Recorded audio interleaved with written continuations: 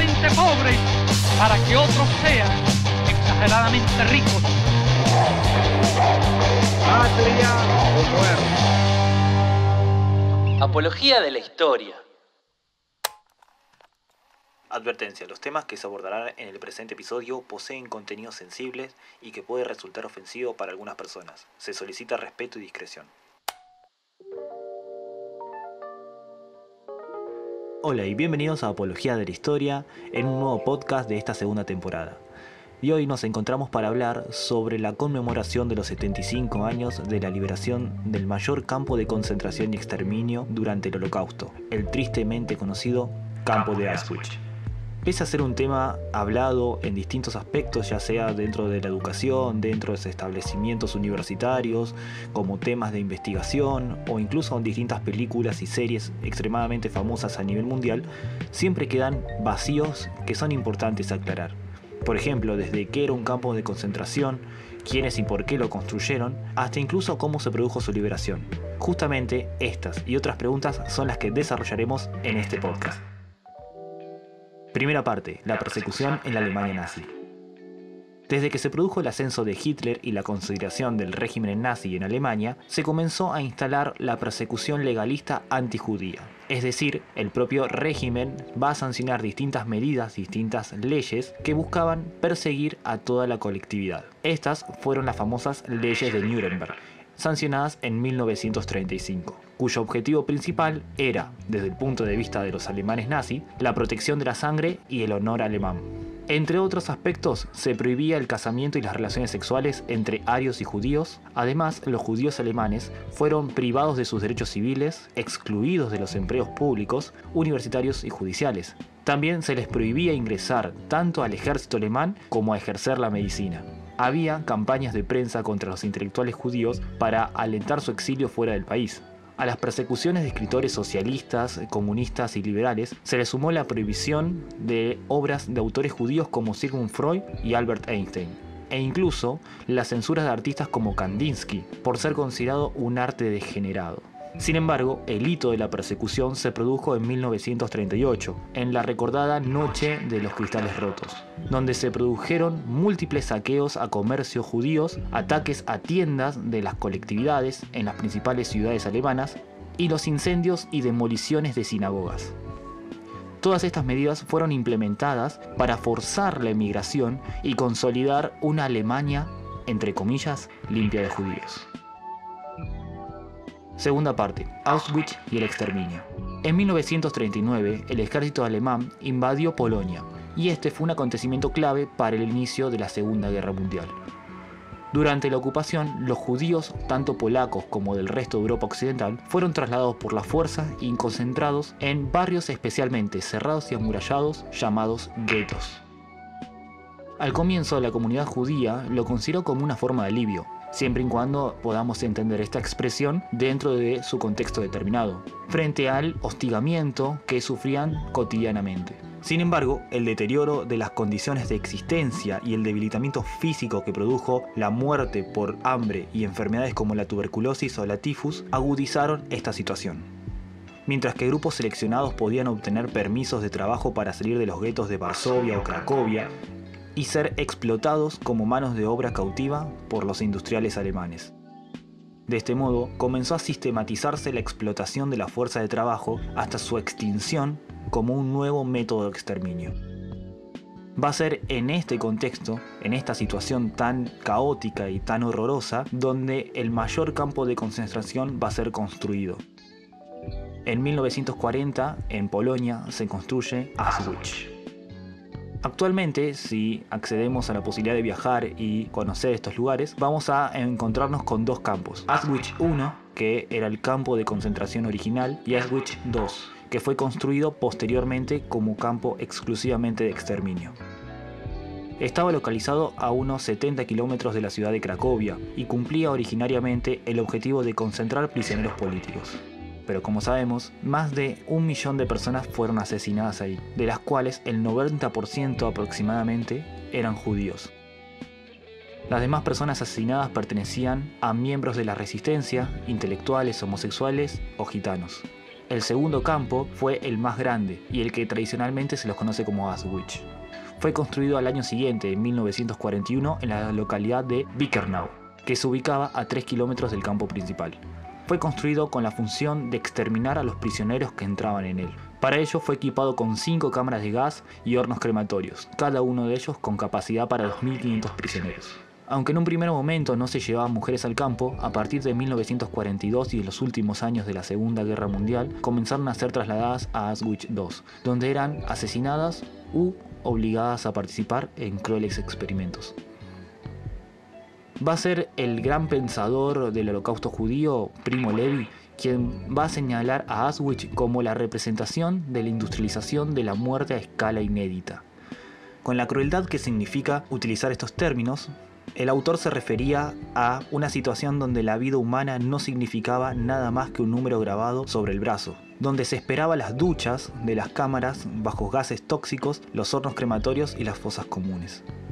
Va a ser esta aniquilación planificada complementada con los experimentos genéticos de esterilidad en las mujeres y hombres y de eugenesia, es decir, la búsqueda del perfeccionamiento de la especie humana mediante el criterio racista de selección. E incluso los cadáveres servían como materias primas para ser utilizados dentro de la industria. Como resultado de esto, kilómetros de cabello humano fueron capturados por la industria textil. El oro que poseían distintos prisioneros dentro de sus piezas dentales fueron extraídos y utilizados por el Tercer Reich, y hasta las cenizas fueron recicladas como fertilizantes. Tercera parte, solución final y liberación de Auschwitz. En los últimos años de la Segunda Guerra Mundial comenzó la política de exterminio alemana, denominada la solución final. Esta consistía en la matanza masiva industrial donde las víctimas eran trasladadas de los guetos de los campos de concentración a los campos de exterminio. Además de Auschwitz, también eran llevados a Chelmno, Sobibor, Belzec o Treblinka. La mayoría de los prisioneros llegaban en tren, después de un terrible viaje en vagones de carga donde no poseían ni alimentos ni agua. En el último año de la Segunda Guerra Mundial, se extendieron las vías para lograr entrar de forma directa al campo de concentración. Algunas veces al llegar eran dirigidos directo a las cámaras de gas. En otras ocasiones, los nazis seleccionaban prisioneros bajo la supervisión de las SS. Niños, ancianos y enfermos eran llevados directamente a las cámaras de gas. Cuando un prisionero superaba la selección inicial, pasaba por un periodo de cuarentena y se le asignaba una tarea o se les enviaba a los campos de trabajo anexos. Los seleccionados para el exterminio eran trasladados a las cámaras. 2 de estos crematorios tenían instalaciones subterráneas, una sala para desvestirse y una cámara de gas con capacidad para miles de personas. Para evitar el pánico, se les informaba a las víctimas que allí se ducharían y recibirían un tratamiento de desinfección. Las cámaras de gas tenían tuberías de ducha justamente para poder simular y hacer creíble toda esta fachada. Se les ordenaba a las víctimas que se desnudaran y que dejaran sus pertenencias en el vestidor previo a las cámaras, donde se les podría recuperar después de haberse bañado. Para ello debían recordar la ubicación, demostrando lo siniestro que significaba todo este plan. Una vez arrojado el gas mortal, se esperaban 25 minutos y se observaba por una mirilla la ausencia de actividad física. Se procedía a evacuar y ventilar el recinto y se retiraban los cuerpos para una revisión final. Una vez revisados, eran llevados por otros prisioneros especialmente seleccionados a salas con hornos o crematorios anexos, donde una chimenea expulsaba los gases y olores. El Estado alemán aniquiló aproximadamente a 6 millones de judíos. Este genocidio no solo se destacó por los terribles niveles de escala, es decir, la cantidad de víctimas fatales en un periodo tan corto, sino por su planificación racial, moderna y tecnológica.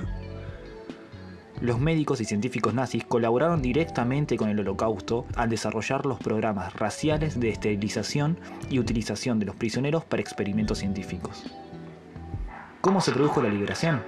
Las fuerzas soviéticas, en julio de 1944, fueron las primeras en encontrar un campo nazi importante. Este fue el campo de Majdanek, cerca de Dublín, en Polonia. Al verse sorprendidos por el rápido adelanto de los soviéticos, los alemanes intentaron esconder la evidencia del exterminio masivo destruyendo los campos. El personal del campo incendiaba el crematorio grande, pero en la apurada evacuación quedaron intactas las cámaras de gas.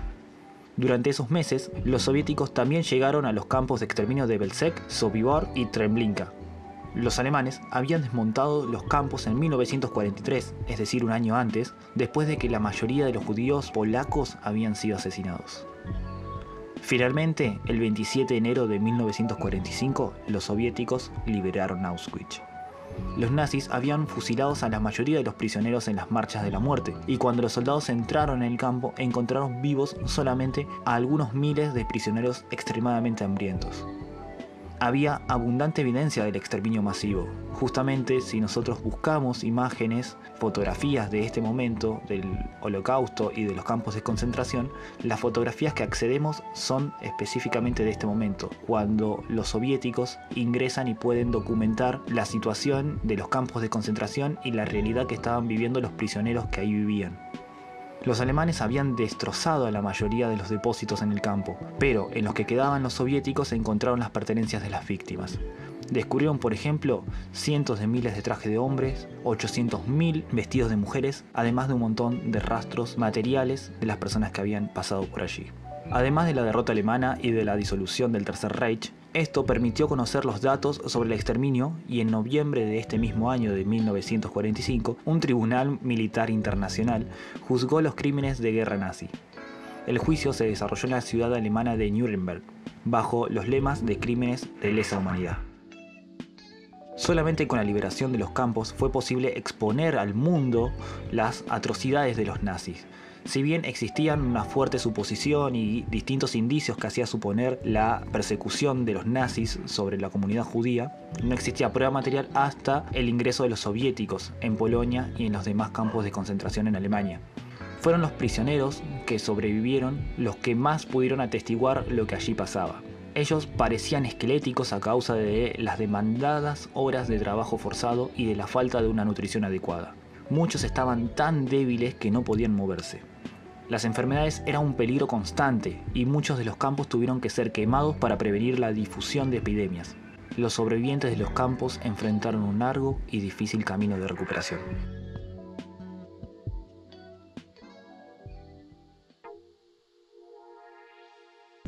Preparando el podcast de hoy y considerando que este es un canal de divulgación, consideré que sería importante realizar, además de este pequeño cierre, alguna conclusión y reflexión final. Actualmente, los trabajos académicos relacionados a temas de memoria hacen énfasis en la importancia de poner sobre el tapete los acontecimientos del pasado reciente.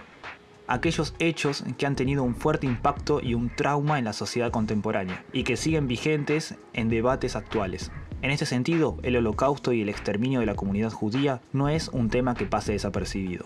Tanto es así que en 1990 y después de la caída del muro de Berlín, junto con la unificación de la Alemania Federal y la Alemania Democrática en un único país, una de las primeras medidas tomadas por el nuevo gobierno fue la sanción de una ley en contra del negacionismo. Esto se produjo porque había sectores que aún negaban los crímenes terribles acontecidos en Auschwitz y en otros campos del régimen. Además, existía la apología del delito, la irrespetuosidad respecto a la memoria de los difuntos, se realizaban injurias y difamaciones, ya sea a individuos o colectividades, o incluso existía la posibilidad de la instigación a la población por sectores de poder. Frente a esto, si alguna persona negaba el genocidio, o cualquiera de estos argumentos que nombraba recién, la justicia alemana podía y puede llegar a sancionar con multas económicas o incluso con prisión de 5 años. Justamente por esto considero, y acá recalco que es una reflexión personal, que es imperioso hablar de estos temas, ya sea con un amigo, en la escuela, en el trabajo, en el espacio que exista la posibilidad de tocar algunos de estos ejes. Porque de esta forma, estos temas siguen presentes en la memoria colectiva, y esto nos permite posicionarnos firmemente en un nunca más. Fue bastante complicado buscar la forma en la cual poder abordar estos temas desde el respeto y desde la importancia empática que requiere. Por lo tanto, espero que se haya podido apreciar una perspectiva reflexiva de estos temas, que se hayan podido informar respecto a lo que pasó tanto en el Holocausto como en el campo de concentración de Auschwitz. Recordar que es importantísimo poder reflexionar, poder tomarse un tiempo para pensar estas cuestiones, Para las personas que nos están escuchando por YouTube, pueden dejar su comentario aquí abajo con alguna reflexión o algún comentario, algún consejo que nos quieran dejar. También podrían suscribirse y compartir el video para que este canal vaya creciendo cada vez más. De a poquito vamos incorporando distintas modificaciones, distintos arreglos en el audio, distintas ideas que vamos a ir presentando en los próximos días. Si nos están escuchando por Spotify o Evox o cualquier otra aplicación, recuerden de compartir en algún estado de WhatsApp, de Instagram, etiquetándonos, o también recuerden que nos pueden encontrar en Facebook como Apología de la Historia y en Twitter como @apologiapodcast. Si desean colaborar para que este canal siga creciendo y siendo sustentable económicamente, existe la posibilidad de patrocinarnos en nuestra cuenta de Patreon, que está en la descripción del video, tanto en YouTube como en todas las plataformas, para que puedan acceder a distintos beneficios dentro del canal. También, si quieren realizar alguna donación dentro de sus posibilidades económicas, están todos los links en la descripción a través de Mercado Pago. Les agradezco infinitamente la gran repercusión que tuvo la presentación del primer podcast de esta segunda temporada, donde hablamos sobre la Revolución Rusa. Un montón de comentarios positivos, ya sea en YouTube o en Facebook o Instagram, así que enormemente agradecido frente a todo esto. Recuerden que mi nombre es Joel, soy profesor de historia y nos encontramos en el siguiente podcast.